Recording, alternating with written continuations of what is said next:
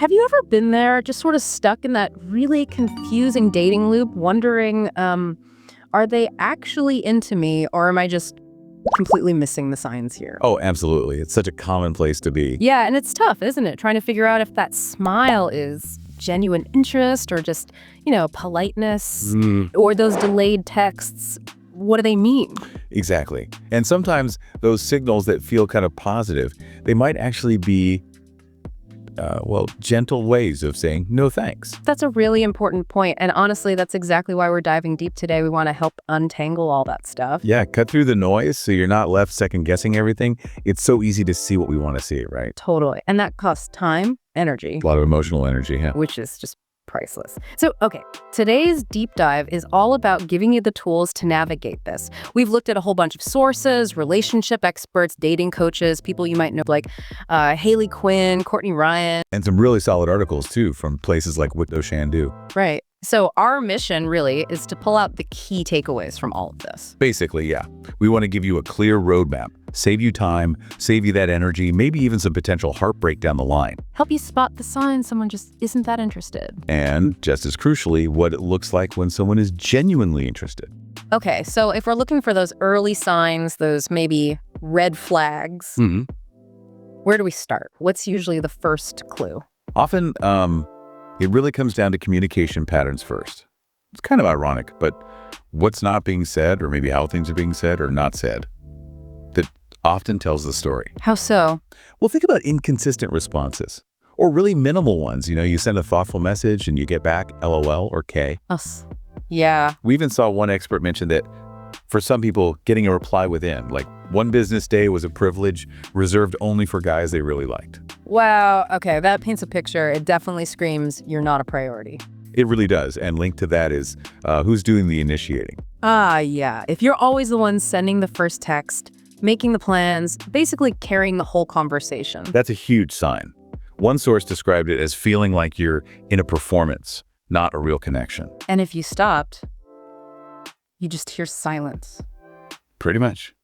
Crickets, as they say. Yeah. It just shows a real lack of investment from their side. Even someone shy will usually find some way to engage if they're interested. That makes sense. What else in communication? A big one is a lack of curiosity about you. Okay. Like if they never ask about your day, your thoughts, what you're passionate about, or if every conversation just somehow circles back to them. Right. It feels really shallow, like you're just, skimming the surface, as one source put it. There's no emotional reciprocity. Exactly. Someone who's genuinely interested wants to know more, wants to understand what makes you tick. They want to peel back the layers. If you're sharing something personal and just get a vague nod back, that's not a good sign. Definitely not.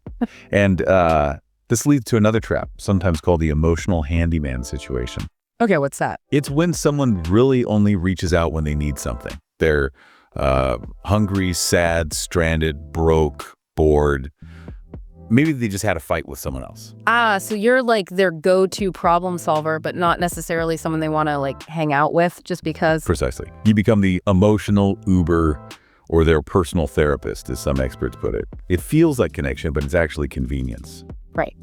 And that phrase, neediness is not desire, that really hits home. You're a backup plan. You are. And it's so important to see that difference. If their actions like only calling when they need help don't match words like, oh, I miss you, then, well. The actions speak louder. Always. So words can definitely mislead. Yeah. But sometimes the body doesn't lie. Okay, yeah. Body language, that's a whole other layer, isn't it? What cues should we be watching for there? What does the body language barometer tell us? It tells us a lot, actually, because so much of it is subconscious. If someone seems closed off physically. Like arms crossed, legs crossed, maybe putting their bag or backpack right between you two, like a little barrier. Okay. Or leaning away from you, looking generally tense, fidgety. These are all signs of discomfort or, disinterest. Yeah, someone interested would be more open, relaxed. Generally, yes. More relaxed, open posture. And then there are the eyes. What about the eyes? Well, if their eyes are kind of constantly darting around, looking over your shoulder, anywhere but at you, it's like they're searching for an escape route. Yeah, not exactly making you feel like the most fascinating person in the room. Not at all. Contrast that with someone who holds your gaze, who seems genuinely engaged. And physical distance is another big one. How so? If you, say, shift a little closer, and they subtly shift away, Mm-hmm. or if your hands accidentally brush and they pull back quickly. Like they've touched something hot or seen a spider, as one expert put it. Exactly like that. It shows they're actively maintaining a boundary. They're not comfortable with that proximity. And sometimes it's just less specific, like a general lack of warmth. Yeah, definitely. If they rarely smile, genuinely, barely laugh at your jokes, even the good ones, or just have this sort of bored, flat expression. That connection just isn't there. It really isn't. Whereas interest usually looks like, leaning in, finding little excuses to be closer, smiling, that general welcoming vibe, maybe even the occasional hair twirl or adjusting clothes, those little preening gestures. Okay, so we've got communication, body language, but you mentioned something earlier that sounded tricky when niceness isn't actually interest. The too nice trap. Yes, this one's subtle, but so important. Because sometimes what seems positive on the surface is actually just polite rejection. Especially maybe for women who are often taught to avoid direct confrontation. Exactly. That's a key point some experts, like Jessica O's, make. Those vague compliments, you're nice, you're sweet, such a good guy. They sound good, but often they function as deflection or like emotional damage control. It's a way to soften the blow, to avoid saying directly, I'm not attracted to you. so it keeps you hanging on in the maybe zone. Pretty much. Haley Quinn agrees, hearing you're so nice often means you're being firmly placed in the friend category. So how do you tell the difference between that and a genuine compliment? Genuine compliments are usually specific, yeah. personal, consistent. They show the person's actually seeing you, noticing details, not just using a generic label. Okay. What else falls into this too nice category? Well, being overly agreeable can be a sign. Agreeable? How? If she just nods along with everything you say, never challenges you, never offers a different opinion. It might seem harmonious, but It means she's not really invested. right, it's the path of least resistance. Yeah. She's not engaged enough to show her true self or have a real debate. It keeps things very surface level. Got it. Makes sense. And then the classic, the friend zone invitation. The group hang invite. Yep. If it's always you should come hang with us, Yep. or let's all grab coffee, and almost never just one-on-one time. Just keeping it safe. No romantic pressure. Exactly. She's comfortably filing you under the friend category. Or if she's asking you for dating advice about other guys. Yeah. Well, that's pretty clear. Yeah, that's a tough one to misinterpret. It may be the clearest sign of all in this category. Flirting with other guys right in front of you. Ouch. That's gotta sting. It's one source called a neon billboard sign.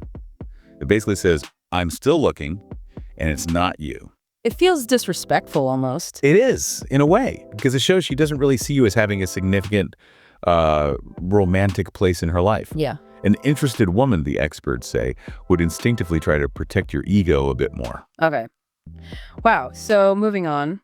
What about effort? Or I guess the lack of effort. That seems like another big area. It's absolutely critical. If a connection feels totally one-sided where you're doing all the work, that's rarely a sign of a slow burn. It's usually just disinterest. And that often shows up as flakiness. Oh, big time. Repeated last-minute cancellations. Vague excuses. Especially if there's no real attempt to reschedule. Right. If they cancel but immediately suggest another time, that's different. Exactly. But if it's just cancel, silence. Courtney Ryan suggests that even one cancellation without a reschedule attempt might be enough to think twice. If she genuinely wanted to see you, she'd find a way. And that's saying what you allow is what will continue. Yep. It applies here too, right? Absolutely. Don't make excuses for consistent flakiness. Another subtle sign of low effort is when she only gives you these tiny snippets of time. What do you mean? Like, the dates are always squeezed in between other things. Oh, I can meet for an hour after yoga before I see my friend. It's always on her terms, often avoiding prime times like dinner or weekend evenings. So she's fitting you in rather than making time for you, keeping you at arm's length. Precisely. It shows you're not a priority, and frankly, it's not very respectful of your time either. Okay. And you mentioned splitting the bill earlier. That can be a sign too. It can be, yeah. Obviously, culture varies, especially with younger generations, maybe Gen Z. Right. It might be more standard for them. But generally speaking, according to someone like Haley Quinn, if a woman insists on splitting, especially on a first or second date, it can often signal, I don't feel a romantic connection here, so I don't want to feel obligated or indebted. Interesting. It's like a financial way of saying no strings attached. Kind of, yeah. Yeah. Whereas someone who is interested is likely to, make real time for you, prioritize seeing you, actively contribute to planning things. It feels like a partnership, not a chore. Okay, so we've covered a lot of the don'ts. Let's flip it. Recognizing disinterest is one thing, but what are those clear, unmistakable signs that someone is genuinely into you? Where should we be putting our energy? Yes. Let's talk about the green flags. This is crucial too. Yeah. First off, it's often just this feeling of openness and clear attraction cues. Like, The eyes. One source said, eyes are the window to the soul, right? If she genuinely can't take her eyes off you, if she visibly lights up when she sees you. you can feel that energy usually. You really can. And beyond just general open body language, you'll see more sustained eye contact, lots of genuine smiles, maybe those little grooming gestures we mentioned earlier, like fixing her hair. It feels inviting. And conversationally, how does interest show up? Active engagement, curiosity. She'll initiate texts or calls sometimes, not just respond. She'll be highly curious about you, asking thoughtful, personal questions that go beyond small talk. Trying to actually get to know you. Exactly. She listens actively, remembers details, maybe even loses track of time talking to you. And importantly, she'll open up about her personal life too. Yeah. It's a two-way street. That reciprocity again. Yes. And she'll show a clear desire just to be around you. She likes being around you all the time, seeks out that one-on-one time, not just group hangs. Maybe it makes it easy for you to ask her out. Or even ask you out, or puts herself in situations where asking her out feels natural, signals her availability. Lindo Shandu mentioned a woman calling him super early just for coffee. You don't do that unless you're keen. True. What about longer-term signs? Future orientation, even subtly. She might start talking about things you could do together in the future, mentioning you to her friends, maybe even talking about how people see you as a couple, even if it's just wishful thinking at first. Little hints that she sees you sticking around. Exactly. And in some cases, though maybe less common, she might offer to pay sometimes, or buy you a small gift, showing investment. Or perhaps even rarer, she might be the first to confess deeper feelings. Wow, okay. And here's a funny one, but often very genuine. Nervousness. Nervousness, like being awkward. Yeah, but in an endearing way. Blushing, maybe a little shaky, slightly shy. It shows you actually affect her, that she's vulnerable around you. It can be a really sweet sign of a crush. Huh, never thought of it that way. Okay, so understanding all these signs, the good and the bad, it's really about what? Protecting yourself, making better choices. I think it's about self-preservation, yeah. And about finding a connection that actually feels good, that serves you. So you spot the signs of disinterest. What's the first step? What do you actually do? First and foremost, accept reality.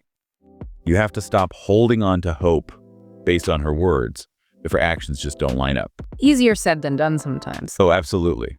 But as Jessica O said, confusion is always clarity in disguise. If you feel confused, it probably means the answer is no. You need to see things for what they are. Accept it, then what? Set boundaries and raise your standards. Decide you're not going to be the pen pal, the emotional placeholder, the backup plan. Value your own time more. Exactly. You deserve someone who's eager to talk to you, not someone who makes you feel like an obligation. And then presumably, you need to back off. Yes. Give space. Stop the pursuit. If the disinterest is clear, trying harder usually just backfires. It can come across as needy or annoying. Respect her, implied no. Take your energy back. Precisely. And crucially, remember your own worth through this. Yeah, rejection feels personal, but But it often isn't. Not really. As one psychologist pointed out, it doesn't mean you're not worthy or not good enough. It just means it wasn't a good match. That specific connection didn't click. so be kind to yourself. Definitely. Talk to friends. Do things you enjoy. Remind yourself of your good qualities. Don't let one person's lack of interest define you. What if she offers friendship? The classic, let's just be friends. That requires some real honesty with yourself. Can you actually be just friends? Can you put those romantic feelings aside completely without secretly hoping she'll change her mind? Because if you can't, Then you risk becoming that Mr. Nice Guy who isn't being authentic, as John Keegan warned. You're sticking around under false pretenses. And worse, you miss out on other girls who might actually be interested in you romantically. good point. So it all comes down to redirecting your efforts. Yes. Reinvest your energy once you see the signs. Accept them and consciously choose to put that valuable time and emotional energy towards finding people where the interest is mutual, where it feels easy, not like pulling teeth. Be willing to let go if they're not investing. That's the core of it. Knowing these signs both ways, it's a powerful tool. Saves you so much guesswork, so much wasted effort. helps you move through the dating world with more clarity, more confidence. Absolutely. So maybe a final thought for everyone listening. If you find yourself constantly playing detective, trying to decode every little signal, or if a connection consistently feels like a performance where you're doing all the heavy lifting, what might that be telling you about the kind of relationship you truly deserve?